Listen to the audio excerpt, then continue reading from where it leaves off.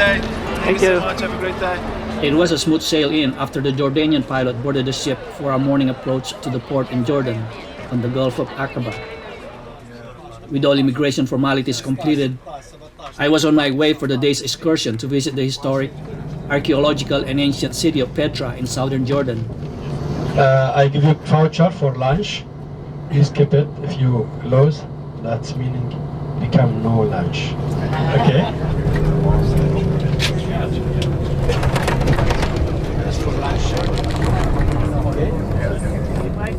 This would be another day of adventure, and we were all ready to explore and enjoy every moment, visiting and seeing what Jordan is most famous for. More about Aqaba. Aqaba is 220,000 population. 70% from other cities from Jordan. They work in the port here. Jordan is Arab country. You know that the language is Arabic. The second language is English. During our journey, our guide gave us brief information about Aqaba, a bit of Jordanian history, and when we were expected to be back on board a bus in time for our return to the port. In Petra, it should take 2.5, 3 or till 3 hours only. Then the time is free time. You come back, you can stay more time in Petra. Yeah. Jordan's connect from north to south. Outside of Aqaba and along the way, the surrounding view is all desert, rocky hills and bold mountains in the far end. It will be a couple of hours before we get to Petra, but in between, we get our restroom break and browse at the gift shop. Leave something here safe, yeah? Don't worry about it.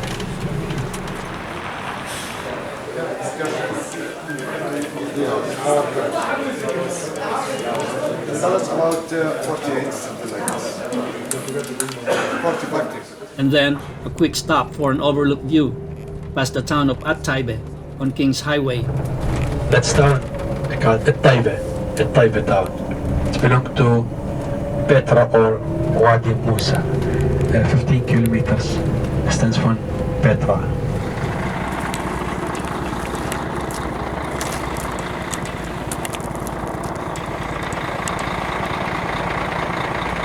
We all got off the bus to appreciate the nature's panoramic view before continuing on to Wadi Musa, the main gateway for tourists and the closest traditional settlement to Petra. We are in the city center here, downtown. At our final destination, we had our instructions about our lunch and when and where to be meeting our guide after our visit to Petra and before our journey back to the port of Aqaba. Yeah, moving back where we take our lunch. Lunchtime starting from 1:30 starting the lunchtime. We open the bus at 3 o'clock. 3 o'clock or 4.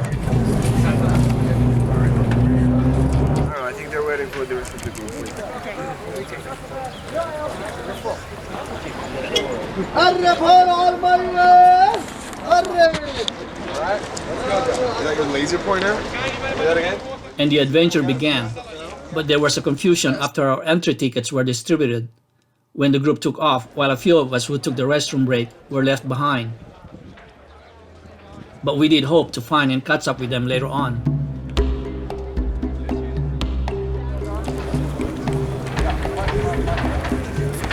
From the visitor center to the ancient city of Petra is a mile and a half or 30 minutes walking distance.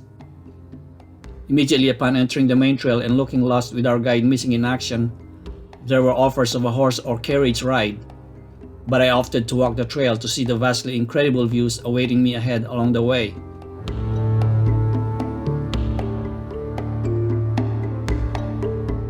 My first encounter with Petra's Nabatean culture were the intricate carvings that can be easily missed without paying attention. They were the unique giant block of stones standing along the trail and are known as jinn blocks, carved from sandstones and were believed to be the earliest tombs in Petra dating back in the 1st or 2nd century.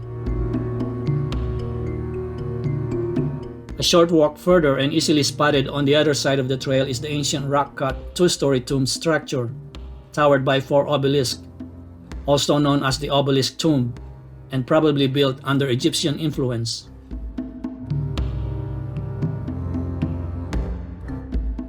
Soon we were at the entrance of the Alsek Canyon, a dim narrow gorge and natural geological fault that winds its way about 3/4 of a mile to the Petra's ruins.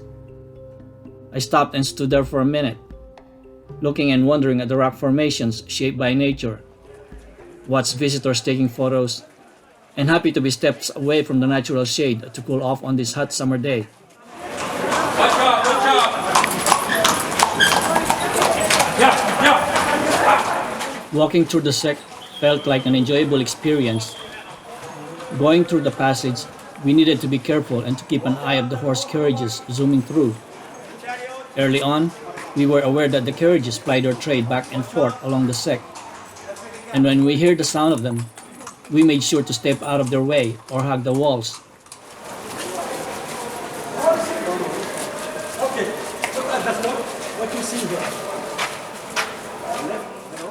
About halfway into the sect passage was when the rest of us ended up rejoining our guide with the tour group.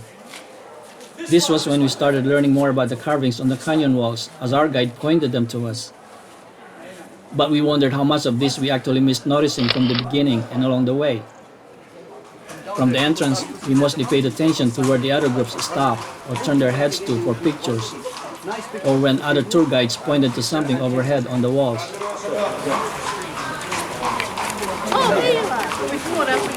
Please go over there. Go down there, yeah. The walls of the canyon are high, and the rocky landscape contains many remnants of the Nabateans' history, religion, and technical skills that can be seen inside the sect and carved into the rocks, including a shrine for worshipping, temple-like designs, or arch niches containing beetles reflecting formal and possibly ritual use of the sect as an entrance to the city.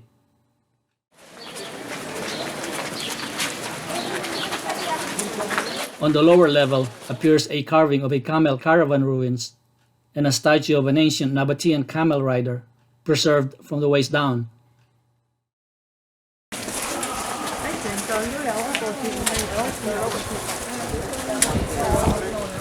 Upon reaching the end of the sect, I had the first glimpse of the treasury through the narrow canyon walls. The sight of this iconic symbol and one of the most elaborate temples of Petra was a magical experience.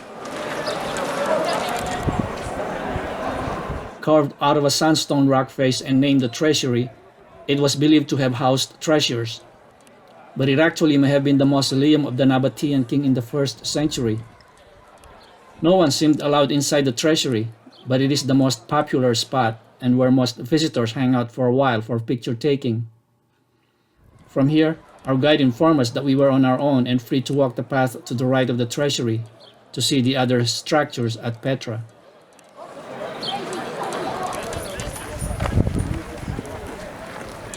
Some visitors opted for the rides on camels, horses, or even donkeys, to do the tiring walk for them, or to perhaps enhance the experience of roaming around the Lost City of Petra. But I walked the path and main trail to spend more time to appreciate the views and have the opportunity for photos and selfies. Competing with the ancient city desert views' attention were souvenir shops and vendors, which were strategically positioned along the path and the main trail.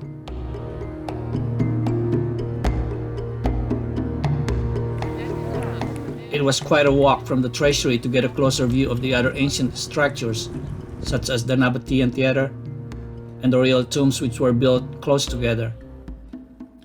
There were visitors who walked the trail up the hill to the tombs, but with my limited time, I stayed the main trail to cover as much as I could of the area.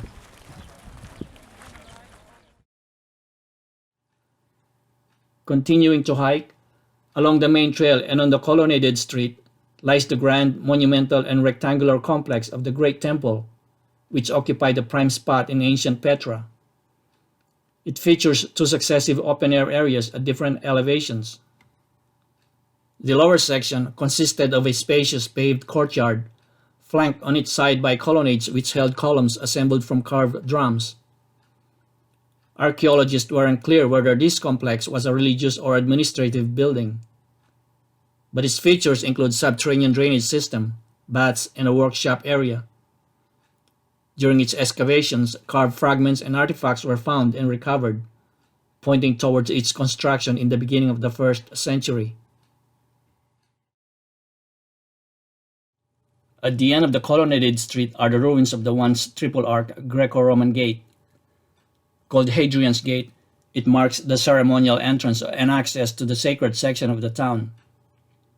Its square ornamental Nabatean motifs suggest architectural compatibility during the early century annexation of Petra to the Romans.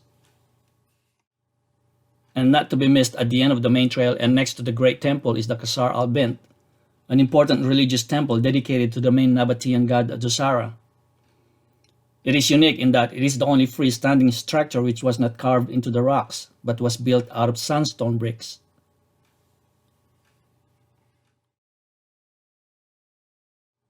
There were more structures to see beyond the main trail in the Lost City of Petra. But being able to explore and see as much and learn a bit of the ancient city's history and heritage of this part of Jordan was a memorable experience. In 1985, Petra was designated a World Heritage Site and was also named one of the 7 wonders of the world in a 2007 popular poll.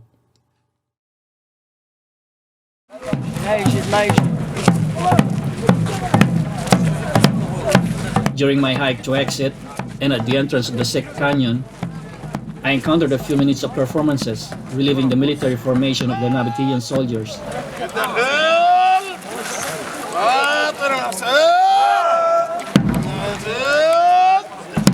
It was interesting to watch while taking a break before finally moving on.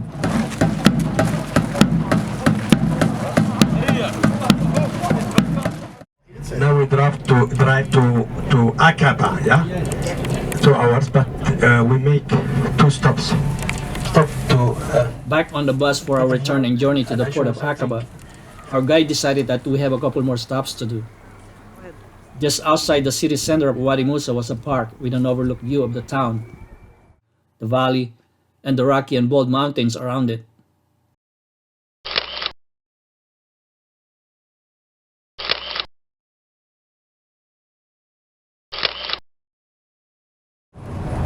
A few more nice pictures and then we were off for the second stop and our last minute shopping for souvenirs.